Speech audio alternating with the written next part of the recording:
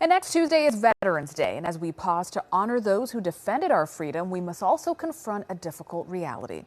According to a Department of Defense report, more than 500 service members took their own lives in 2023. And when it comes to veterans, the number is in the thousands. A Baltimore County organization has already stepped up to reduce these deaths. Our Casey Baylor's on your corner in Perry Hall, sharing how they're creating an impact in their community. It's a topic Michael Watts describes as taboo. Simply because it's a very emotional issue. Even the military doesn't like to discuss it. Veterans and service members taking their own lives. Figures from the Department of Veteran Affairs show more than 6,400 veterans died by suicide in 2022. It's nearly 18 per day. These young men and women in wartime have seen things that most of us have never seen. And these things are haunting them. Watt says the reality hit home roughly 20 years ago when his son called him while serving in Kuwait. I'm in the Marine reservist next to him in the bunk committed suicide. That was my first experience of getting a call from my son and then attending a funeral.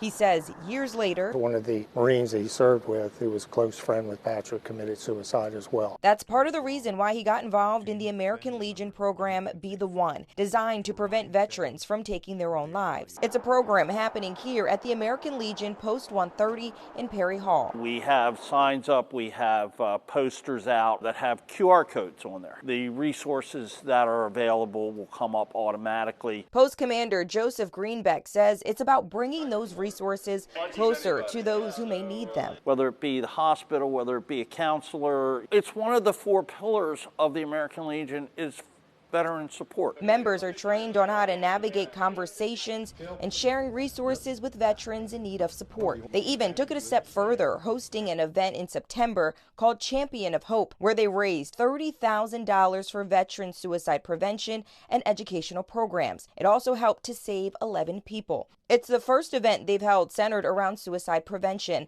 and they say this is just a start to their work in supporting veterans, service members, and their families. I think this is going to be around forever, whether the American Legion makes it one of their big programs. Be the One will always be in our hearts. Service members and veterans who are in a crisis can call 988 and press 1 for support. Reporting on your corner in Perry Hall, I'm Casey Baylor for WJZ.